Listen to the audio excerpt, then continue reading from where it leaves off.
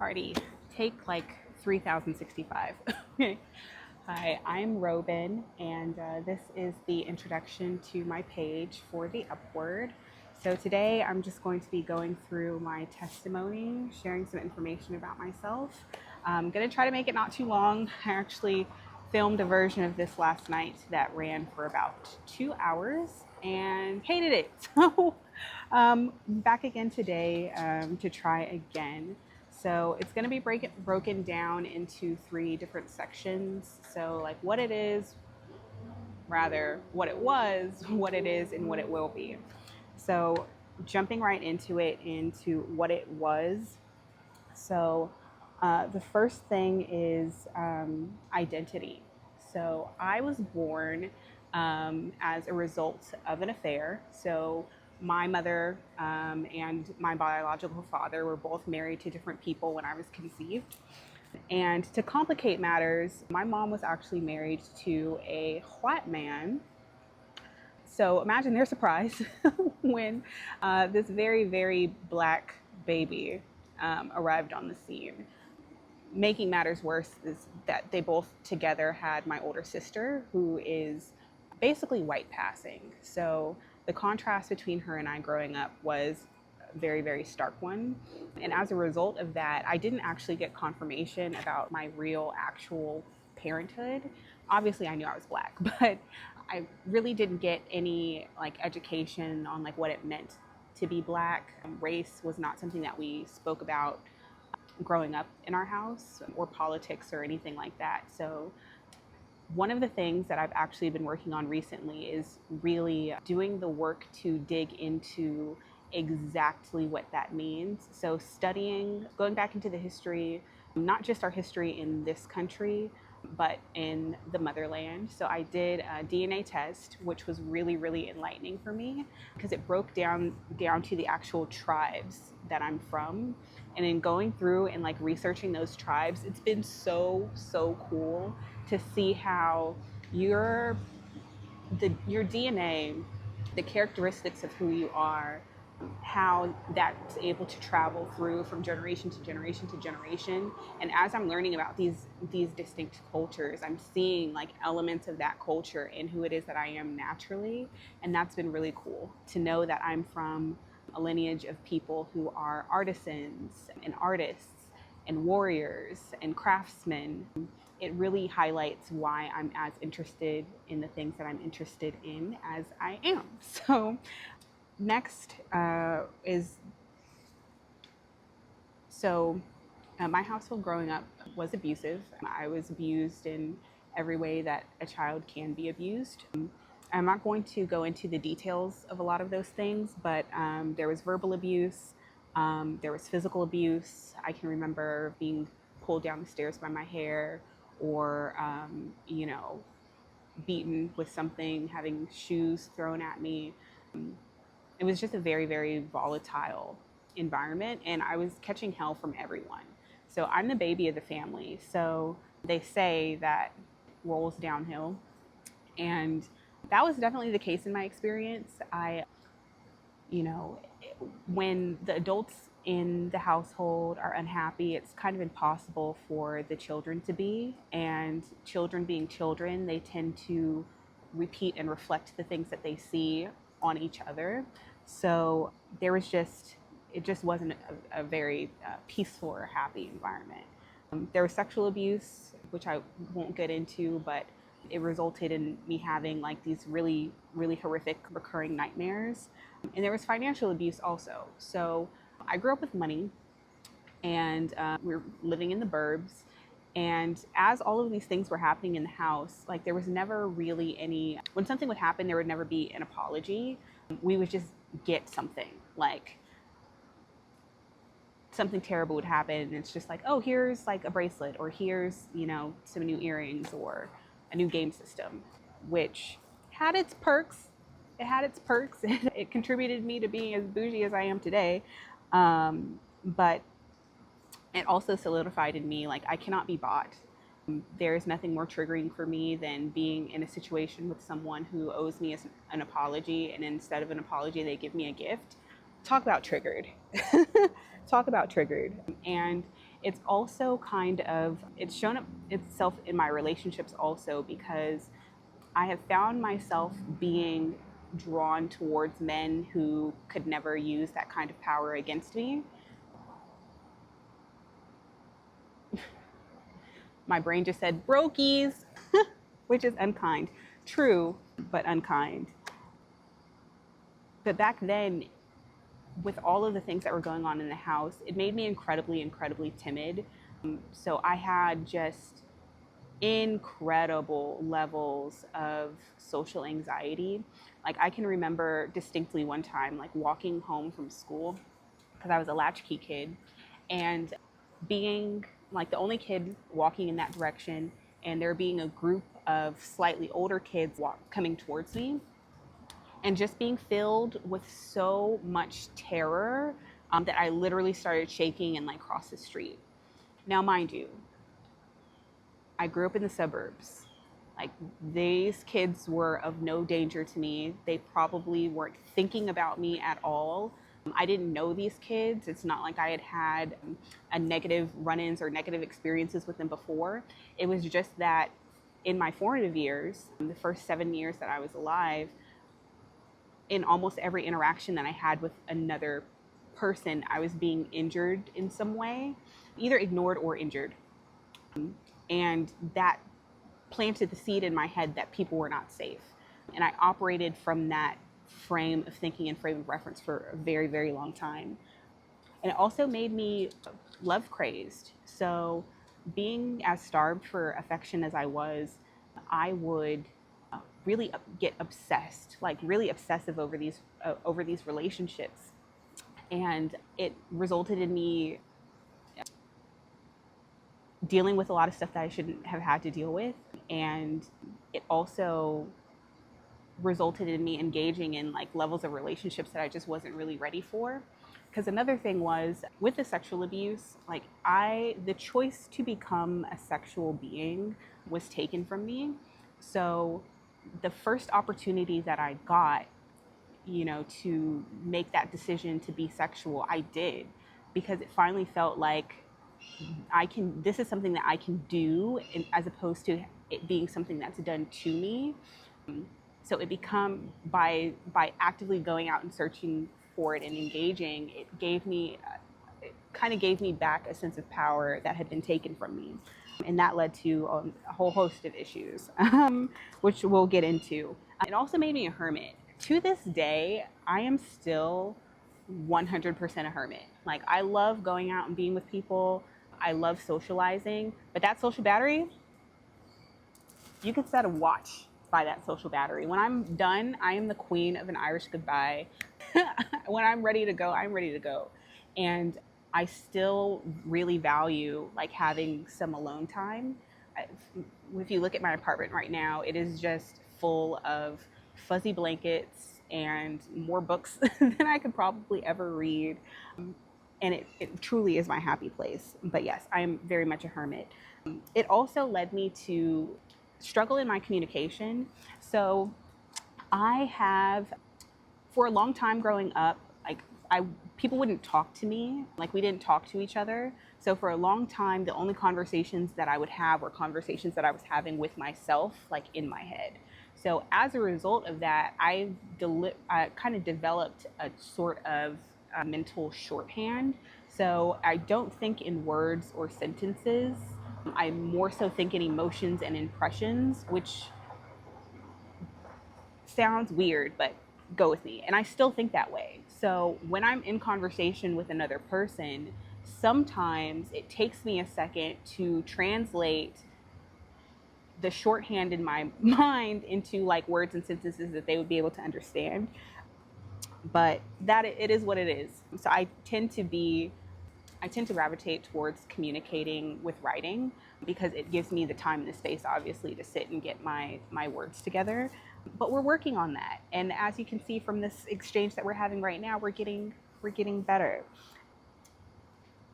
And also, on a much darker note, I can remember being really, really young and trying to picture what it would be like to be 17 or 18.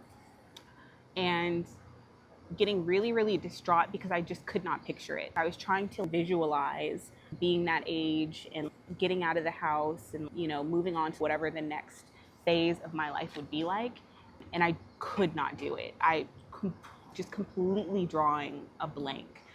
And I just had this dread kind of feeling that I didn't have a future, which is a weird thing to have thought because, again, I grew up in the suburbs. There was no threat to my life. I didn't know of anybody who had lost their life to gun violence or anything like that. But I just for whatever reason didn't feel like I had a future. And there were moments growing up where I really didn't think that I would. So when I was 7, I had my first thoughts of ending my life. And if you want to know more about that particular situation, there's a post on my Instagram where I go into a little bit more detail about it. But soon and around that incident, I heard from God from the first time. And I will never forget, I was up in my room, just standing around. I think I was standing in front of the dresser. I was looking in the mirror. And he said to me, and it's so beautiful because he broke it down for me in the way that like a child could understand, because I had to be around that same age, like 7 or 8. And he said, life is like a roller coaster. There are downs and there are ups. And you just have to remember that your highs are going to be higher than your lows are low right now. So you just have to hang on because the better times are coming. And I really, really held on to that going forward. So that was kind of life living in the house at that time. I spent most of those years from birth to 18 by myself in my room with my books, which brings me to college. So growing up and living in the same house my first 18 years of life, I did not have the experience of like moving around and having to make new friends. Like all of my friends were people that I had known like literally since I was 6, for the most part. You'd meet new people as you would go into like middle school or high school, but for the most part, I was surrounded by people that I had known for a really, really long time. So going to college, again, with my social anxiety, because I hadn't done anything to address it, making new friends was really, really hard, because that's also just a weird time in life when you're trying to figure out like who it is that you are, where is it that you really belong. So that's a transition that's hard for anyone. It was just doubly hard for me because of all the other stuff that I was carrying along with me in my very, very full bag, which led me in, I believe, the second semester of my freshman year into meeting the guy. So the guy and we met in the gym. He came up and got on the treadmill a couple of like ones away from me, and we're working out and he catches an awful cramp and like falls off the treadmill, and like in between like dying laughing, I'm checking on him to see how he is. We strike up a conversation. He asks me out on a date. We go a couple of days later to a play on campus, and then stay and like sit up talking until like 7 or 8 o'clock in the morning. Like we literally sat around and talked until the sun came up. And from there we were pretty inseparable. But very early on, there were some red flags that I pretended were orange. There are just some things in his situation that really didn't kind of seem right. And as the relationship kept going, like a few months in, he was incredibly charming, incredibly charming. The things that I know now are love bombing. And things moved very, very quickly through a series of like weird events. He ended up living in my dorm with me, literally living in my dorm room. And eventually we would go and we would get an apartment of our own, but he would start to like he started like chipping away at my self-esteem. I remember I was asking him about a series of events, some things that he said that he had accomplished, and just the math was not mathing. And I asked him about it, and he said something to the effect of, "Oh, because you wouldn't be able to pull it off, you don't believe it." And that's just a very small example of the kinds of things that I'm talking about. But it's the attacks on my intelligence, which is a wild thing because up until that point, you couldn't told me anything. I thought I was Einstein just because I was one of the most intelligent people in my grades, you know, from kindergarten to high school. And then in college, of course, obviously the pond is bigger, and he is to this day one of the most intelligent men that I have ever met. He really had a way with words, and he was incredibly charming, which is why he was able to get away with the things that he got away with, which we will get to. But of course, the relationship becomes abusive. So there's sexual abuse again, there's physical abuse, and we go through. There's cheating, like all the typical stuff. Like he'll drop me off to work, take my car for the day to go ride around wherever, and you know there will be like condom wrappers in the car when you get back, or strange women's clothes like in the house. God. At some point throughout this, we got each other's names tattooed on each other, which just goes to show that little Robin just didn't have all the gears weren't turning in the right direction, which that is neither here nor there. But as in all cases of domestic violence, it took me several attempts and several tries to get out of that situation. And it happened just the way that they tell you that it happens in those situations, that you are never more in danger than when you actually leave. And that's exactly what happened. So I got into an entrepreneurship program my junior year, and we were paired with mentors, who would go follow us throughout the program and kind of like help us with whatever we were working on. And I'll never forget, I was supposed to go meet my mentor for the first time. I was walking out into the garage, and he's out there where I'd left him, and he's standing out there doing like the baby boo please, like begging, let me talk to you thing. And we do that dance for like 20 minutes until like no one is around. And he's like, oh, well, let me just walk you to the car. Like, let me just make sure that you're okay. I'll walk you to the car. He walks me to the car, and very, very long story short, he ends up kidnapping me at gunpoint, tying me up and putting me driving around and putting me in the trunk. And literally through the grace of God and 4 people who I am almost certain were actually angels, I was able to get out of that situation. He ended up going to jail. This was in February, and we had his trial in December of that year. So just to give you an idea of where my mind was, I have always been fiercely independent because I didn't have anyone to lean on. Like I didn't expect support. I'd never received support, so I didn't expect support. So throughout the whole trial, I didn't even tell anybody that it was happening. Like they knew, like my immediate family knew that he was, like what had happened, and that he was arrested, and that eventually he was going to be being sentenced or whatever. But when the actual day came, I didn't tell anybody about it. I just showed up, I testified, and he had his family there to support him or to stand by him. And I'll never forget, after the first day, I was leaving and going down the elevator, and I ended up alone on the elevator with his sister's wife. And she just looked devastated, and all she said to me was, "I'm sorry, I didn't realize it was that bad," which really threw me for a loop, because when you are in those kinds of situations, you always think that you're hiding it so well. Like you always think that like, oh, of course nobody knows. But like those energies, like if you've ever been in those situations, like when something isn't right, especially if you've been in that situation before, you can like that energy it almost has a smell to it. You can just sense it.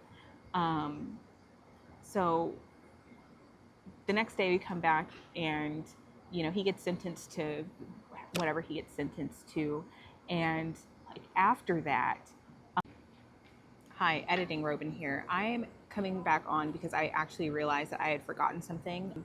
So, in that story about the guy that I was dating, at his trial, I found out that he actually had not only lied to me about his name and his age, that he was not a master's degree student at our school. He wasn't even a bachelor's degree student at our school. He was never actually really enrolled there at all.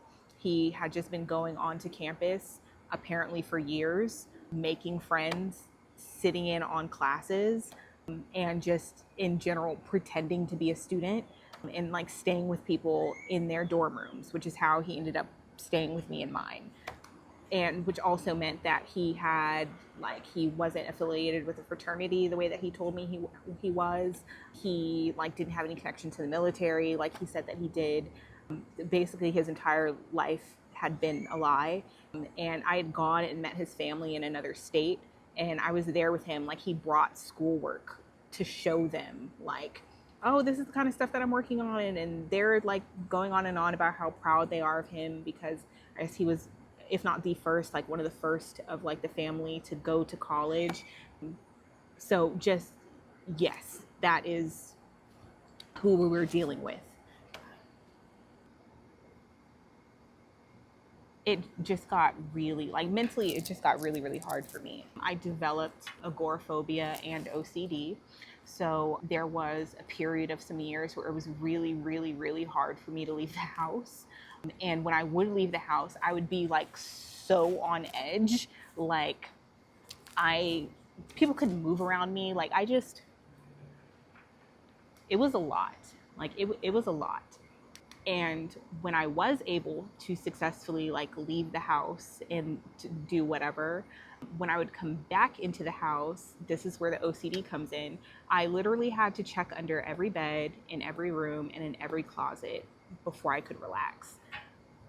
And it just, I'm sure had I like tested my cortisol levels at the time, they would have been through the freaking roof. Because remember, like, all of this stuff is just compounding. And oh, I think I missed something. Anyway, all this stuff is just compounding, and I'm not dealing with any of it. Which brings me back to something that I didn't mention. When I was in high school, I had my high school sweetheart, who's still such a sweetheart. He's such a sweet man.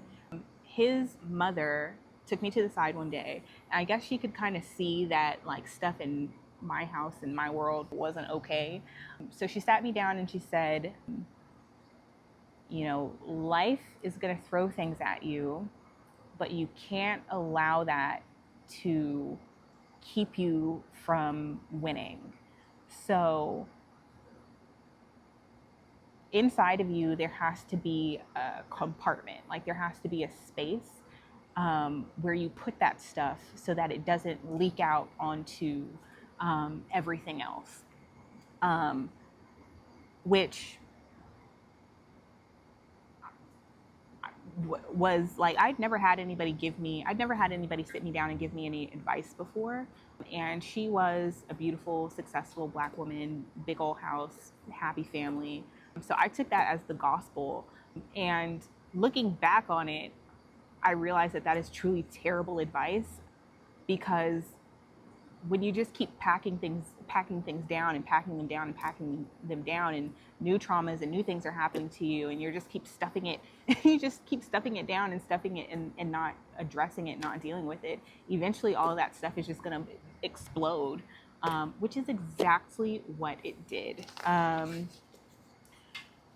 got a job at I got like a dream job. It was for a startup company based out of San Francisco. They flew me out. You know, I thought I was living. I was 25, making six figures and doing all the things. I had like way surpassed all of my friends. And I was just living my dream. And it struck me that I was still so unfulfilled. And I know now it's because this whole time I was expecting that, becoming successful and becoming independent is what was going to heal me, and that I wasn't going to have to deal with all the stuff that I had packed. And life just came through and was just like, oh, actually, you have some work to do. So during this time, my agoraphobia gets worse. And I was working at the time as account manager, essentially. So my job was basically to go out around to all of these different businesses, like set up their systems and like pitch them, like trying to expand our services. It was like a sales, account management, marketing job. And as you can imagine, that's pretty hard to do when you're scared to leave your house. Oh, God. So at this point in time, I was just so angry with God because I'd been holding on to that verse that he gave me about the roller coaster, which is essentially Romans 8:18. I don't know if I said that before, but the verse essentially says that the pain that you're experiencing does not compare to the joy that is coming. And I had been like holding on to that verse for dear life. And I finally gotten what I thought was going to make me happy, and it didn't. And that was truly the last straw, because at that point I felt like, oh, maybe you just can't be happy. Like maybe something in there is like broken, and maybe you just don't have the capacity for happy. And because I was so angry with God, I feel like he had failed me. Like, this is what you do. Like, this is everything that I've been like holding on to all of this time. Like, you promised that you were going to do, like, this is what it was going to be, and it's not like that at all. So because I feel like God had failed me, I started to like broaden my spiritual base. So at this point, I got into a little bit of everything, honestly. Like, it started out with just like meditation. So I was meditating for like hours a day, was not helping. I got into tarot. I got into New Age. I got into everything. There were probably a couple of weeks in there where I claimed to be an atheist. Like, I just was so searching for answers. And really what it came down to is like, I wanted to feel powerful. Like, I was tired of feeling powerless in my life. And I didn't feel like I could trust God to lean on him. And so I dibbled and I dabbled, and none of that stuff worked. It actually made things much, much worse. Actually, that's not entirely true. It seemed to work at first. At first, the more I got into it, the more powerful I felt. I realized that it was the beginning of me realizing that I had some gifts. But ultimately, it took more than it gave. So at that point, I just started like brute forcing my healing. Like, okay, this stuff, like everything that I'm trying is not working. So I just got heavily into like all things like healing and trauma work. So I devoured like so many books. The Body Keeps the Score being a really, really good one. I ended up doing EMDR therapy on myself, and which was incredibly helpful. I will be doing videos or giving more information about EMDR. It's like rapid eye movement, desensitizing something. That could be completely wrong, but essentially it is a therapy modality that has really, really been helpful in my life. And as I was doing all of this healing work, I tried just about everything. And one of the only things, oddly enough, that I was never able to do consistently, or not even consistently, like one of the things that I was barely able to do at all was journal. Now, so you're probably wondering, like, okay, girl, you got to EMDR and like psychedelics and like all of these advanced therapies, and like journaling is like step one. Like, how could you not? And I have an answer for that. So I used to journal as a kid, and one day my mom broke the lock on my diary and read it and and then from that point I was like, oh, my thoughts aren't safe to exist outside of my head. So I just didn't journal. I just didn't feel comfortable writing really anything from that point forward. And throughout the years, I would try, like back in college when I was having that domestic violence situation.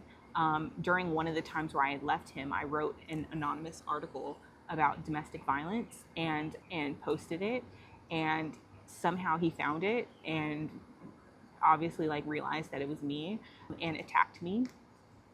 And then when I got out of college, there was a time where I was in my first apartment. It's like a little 1 bedroom. And I had some family members come stay with me, which was only supposed to be for a couple of weeks and ended up being like a few months, I think. And so it was my family member, his woman, and like 3 of their kids in my apartment.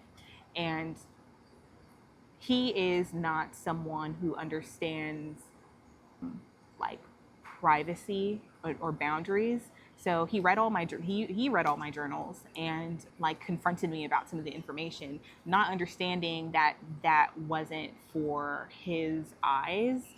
So those three instances together really did a number on my ability to express myself in writing, which is a shame because writing was one of the things that I loved to do as a kid. It was one of the first things that I was ever told that I was good at, and I really, really enjoyed it.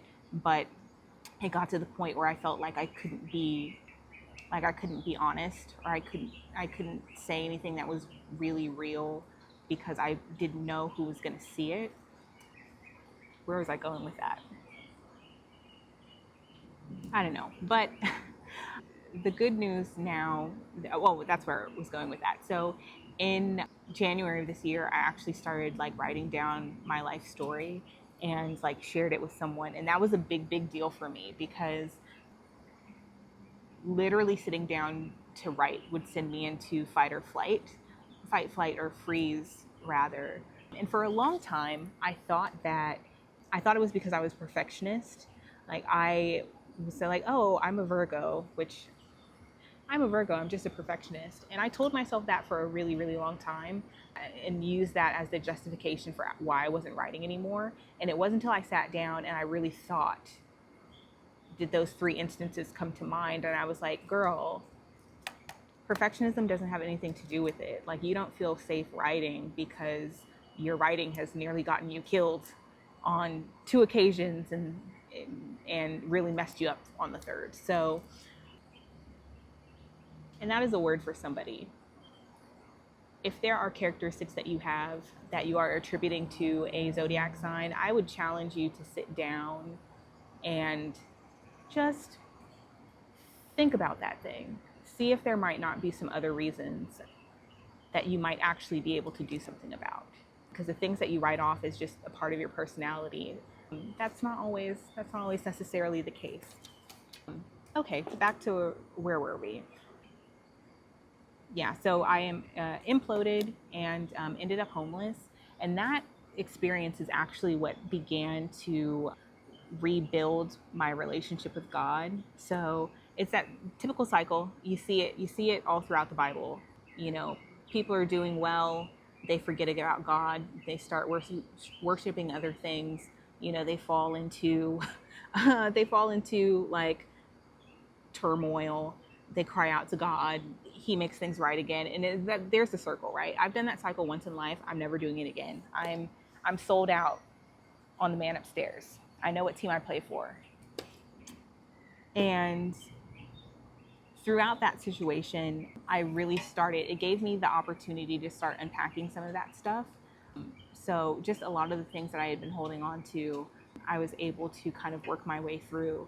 And incredibly, like as I started working on those things, like different areas of my life just really started to open up. Like the idea that I wasn't good at making friends or that I would always be socially awkward, those things began to reverse themselves. And sometimes I still will go into social situations and like reflect back on them and be like, it's not your best work. It was not your best work. But I'm so much better than I used to be and good enough at it to where like I can now say that I have an incredible group of friends and people that I was able to meet mostly within the past couple of years. who have really, really changed my life for the better. So if you're watching this, babes, I love you. And let's see, I kind of went into that. So yeah, so that's essentially what it was. So what it is, I had during 2020, I had been working as a travel agent, and you know what wasn't happening in 2020? Travel. So I did fun employment for a while, and I was trying to figure out what my next move would be. And I had always kind of wanted to not always, but I had kind of dabbled with the idea of like doing something in the medical field just because of the city that I'm in. That's a huge, huge industry. So I knew that I would always have a gig. And my brother and one of my brothers and my sister on my dad's side, as well as that brother's mom, they're all nurses. So they sat me down during COVID and they were like, oh, they're trying to convince me to do it. And I really didn't want to do it at first. And I prayed on it and God gave me the go ahead. So I went to nursing school where, woof, my faith was tested. So right from the very beginning, which is another reason why I knew that it was a God ordained move, because very seldom when you're trying to do something and it's the right thing to do, very seldom will you have no pushback. I find that the more pushback that you have and the more things that are coming against you, the better the indication that that's probably what you should be doing. And so 2 months before school started, my car broke down. And not only did it break down, I had actually taken it to go get an oil change. They botched the oil change and all of the oil ran out. The engine locked up while I was driving on the freeway. And it would have been like $5,000 or $6,000 to fix, which again, broke college student, I did not have the money to do. And thankfully, literally by the grace of God, I was able to get a new car. And I told myself when I got it, I literally went to the dealership and was like, show me the least expensive thing that you have. And I told myself, like, I'm going to keep this car for 3 years. I'm going to get through nursing school. I'm going to work for a year and change. And then I'm going to get what I really, really want. And so God saw me through that because yeah, he definitely saw me through that. I was living in a dorm at the time that was should have been condemned by the city. Like it was terrible. Like it had one of the worst like roach infestations that I've literally ever seen. And I wasn't used to living like that. So it was a really, really tough time for me. But even in that situation, like in that apartment complex, literally all of the shrubbery was dead in around all of the other apartments except for mine. I had a yarrow bush. I'm going to put the video of it up here.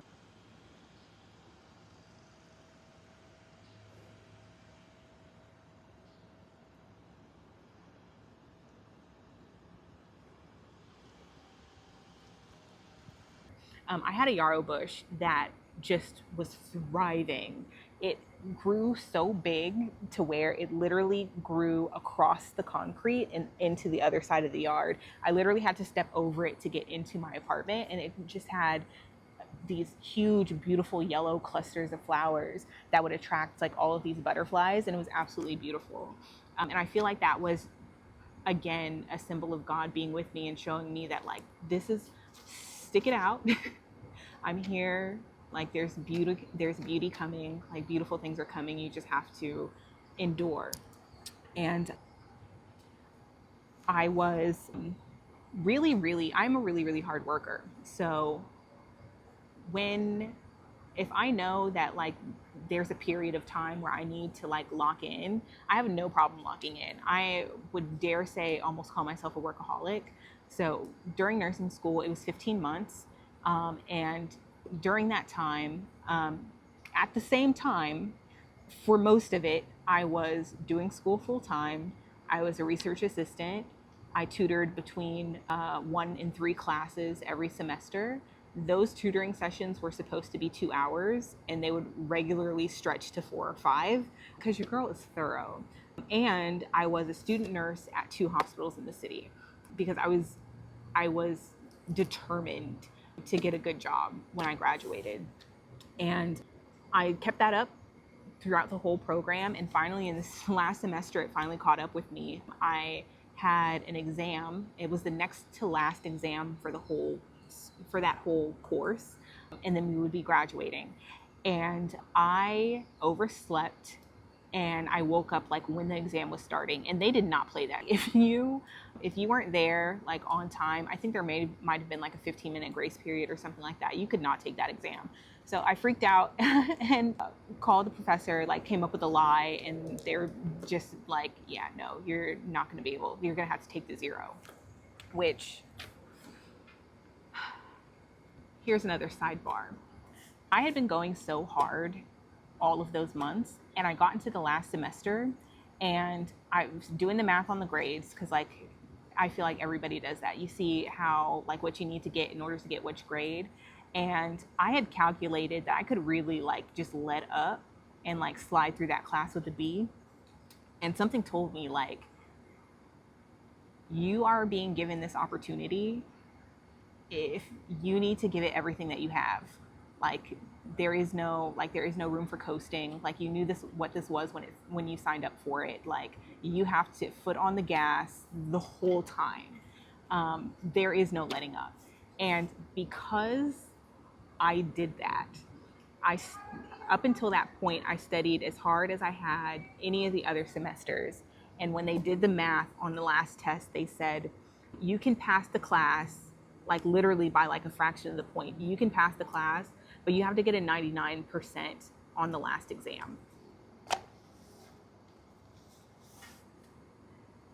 Listen, it wasn't just that it was an exam.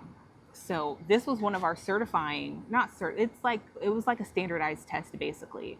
So it's not based on points, like it's based on percentile.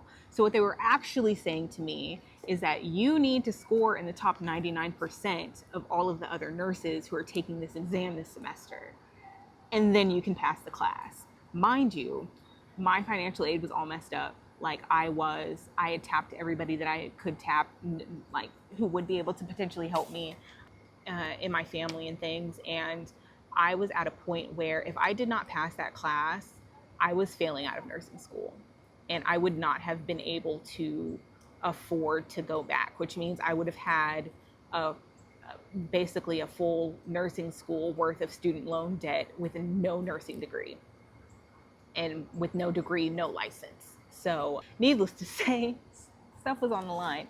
But you heard me say that I'm a nurse, right? Yeah. So once again, did what I needed to do. However, had I let up, like had I not been giving it my absolute everything, that would have been literally financially devastating to me. So there's a message in there for someone, you know. What else? Oh, and obviously, am a nurse, got a fantastic job. I've been at the same one since I graduated. And remember that car that I told you about? So that thing, because again, it was the cheapest thing that they had on the lot. So it was breaking down all the time. Like the AC was going out. I live in a city where you cannot afford not to have AC. And I remember I told myself originally, I'm going to keep this car for 3 years and then I'm going to do away with it. And back in April, I went and got my baby. I was just looking at it down there. She's so cute. Her name is Candy Red. I got my baby, and after I got back from the dealership, I opened up my email, and I had gotten a happy car anniversary email from the place where I had gotten my old car. And wouldn't you know, literally 3 years to the day, I got my baby. I got my new car. So, and living in my dream apartment, I had a roommate that things weren't really working out with. And I remember asking God, like, look, I don't want to ask her to leave because I don't know if this situation is something that you're just using to make me more patient or to be like more gracious, or like what, I don't know what your plan is as it relates to this. So I'm not going to ask her to leave or do anything to like indicate that I want her to leave. But if it's your will, if you're okay with it, could you like you have it be her idea to like leave and not renew the lease? And a couple weeks go by, like some stuff happens, and she comes to me and she's like, I'm not going to renew the lease. And I was like, oh, okay. Well, thank you for letting me know. And it's still in that apartment, and it's literally my dream. Like I was able to set up in the second bedroom. Like I have my little Peloton. I have like a little set for like shooting stuff. Although I'm really liking shooting outside. Like this background, y'all might be seeing this again. This is gorgeous. I don't know what my face actually looks like. I can't really see it in the like monitor. I don't know if I'm just like sitting in shadow, but this, from what I can tell, gorgeous. And yeah, and I have been making the most incredible friends. Over the past couple of years, I've met like some of the most incredible women. There are 7 of them. I think that we're all doing the Great Lock-In 2025. So we're all committed to like going all in on our goals. Everyone's goals are different. Some are more focused on their careers. We're all focused on our health to some extent, or in some way. And we check in on each other regularly, and we share our progress. And I can't lie, those women are one of the reasons why I'm even sitting here doing this right now, because they inspire me endlessly. So that is what it is. So what it will be going forward, I'm really going all in on this ministry and the Upward, because that is what it is. My goal really is just to be an example, to be truthful and vulnerable about my life and my experiences, and hopefully those things will inspire and encourage you in your own walk and in your forming your own connection with God. So I will be sharing videos here on YouTube, and then across my other social media. I have Instagram and a TikTok, just like wise words, things that God drops into my spirit. I don't know if I mentioned, I don't think I mentioned this before. So somewhere in this very, very long, convoluted story, at one point I was convinced that I was going to be a preacher's wife. This is when I was in my early 20s, and I even almost went to seminary. So I went to the orientation and everything, and I had the like info packets and stuff, and the vibe just wasn't right. But needless to say, I will still get a word sometimes. And when that happens, I'll be here sharing it with you. Also, prophecies. So I have the gift of prophecy. I do not have the mantle of a prophet. That is a different thing. And this is not going to be one of those, I don't know who this is for, YouTube channels. I'll do whatever God asks me to do. I don't see him asking me to do that. So just, I get messages regularly for people in my that I know in real life. If I get a message and it's impressed upon me to share it here, then I will do that. Also, like philosophies, I am a bit of a philosopher. I believe myself to be a bit of a philosopher. So I'll be sharing those things, different quotes that I come up with, maybe even a little bit of my poetry.